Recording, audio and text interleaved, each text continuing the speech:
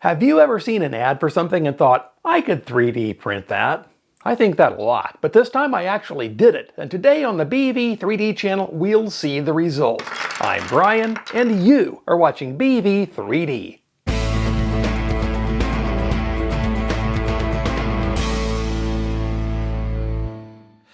Hello 3D printing friends, and welcome back. This is my 3D printable version of a block stacking game I've seen in ads on social media. I call it Stoli, and it's sort of a mashup of Jenga in reverse and Tetris played on a rocking chair. It's completely free to download, and your only cost is the filament needed to print it. It's easy to print and it's fun to play, no matter how old you are. And with the holidays coming up, it makes a great gift too.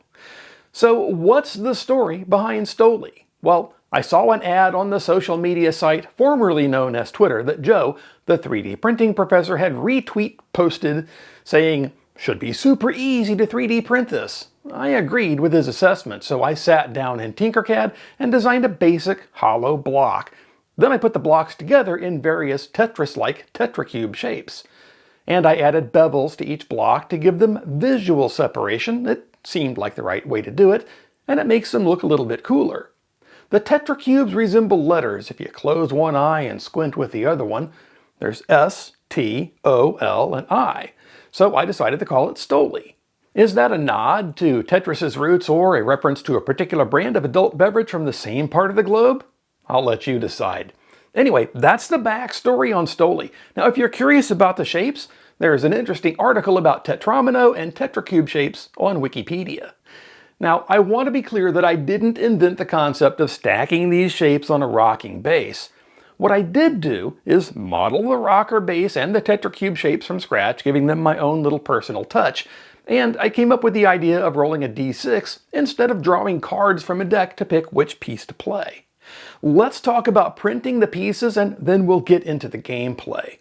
Where can you download the Stoli files? Well, you can search for Stoli on Printables or use the link in the description. There are 7 files. There's the rocker and the cradle and the 5 tetracubes. I've got a few tips on printing. You can probably just use your standard 0.2mm layer height settings for the cradle and the rocker. I used 15% infill for the cradle and only 5% infill for the rocker just to keep it light. My other settings were 2 perimeters or walls, 4 bottom layers, and 5 top layers. Now, when it comes to the tetracubes, you can print as many as you want. I printed 10 each, and that seems like more than enough. I printed each shape in its own color, like all my S shapes are orange and all my T shapes are yellow. You can mix and match colors if you want to, but having each shape in its own color can make it easier when it comes time to set up the game. Again, your standard 0.2mm print settings will be fine. I set mine for 3 perimeters, 0% infill, and 4 top and bottom layers when I printed the tetracubes.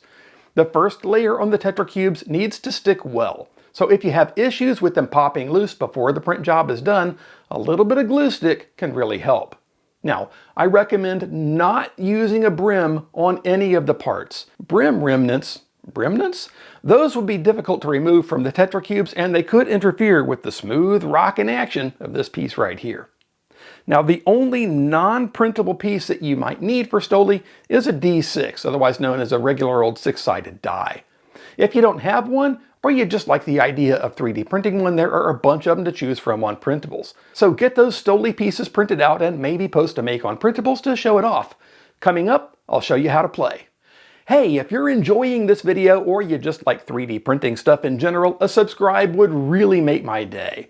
That lets me know that I'm making content that you enjoy and you want to see more like it. Thanks! Okay, let's talk about how to play Stoli. Setting up the game is super easy. Just put the rocker on the cradle. Then put each shape in its own pile. Now this is where having each shape in its own color can make it easier.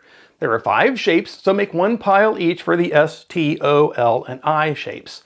Think of these as being numbered 1 through 5. So the S pile is 1, T is 2, O is 3, L is 4, and I is 5.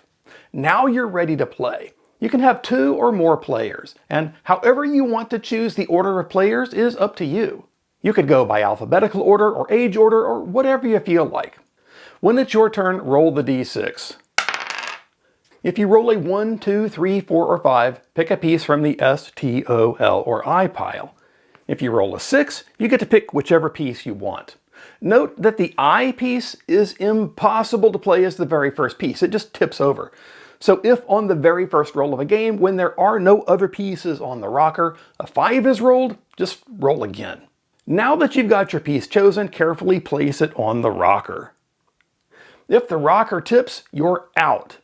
Assuming the rocker didn't tip, play passes to the next player. That player rolls, picks the piece matching the number they rolled, and places it on the rocker. Play passes to the next player, and the game continues like this with the stack growing taller and less stable. When the rocker eventually tips and the player that caused it is out, the remaining players reset the game by setting up the S, T, O, L, and I piles again and play the next round. And when only one player remains, that player is declared the winner. So that's Stoli. It's super easy to play and pretty easy to print too. Give it a download, post a make, and above all, have fun. Big thanks to everyone who supports the channel, whether with channel memberships or by using the links in the description. If you liked this episode, give it a thumbs up and, a subscribe would be nice so you don't miss the next one. Well, 3D printing friends, that's about all the time we have for this one, and now that we're at the end, let's go print something cool. That's my tip for you.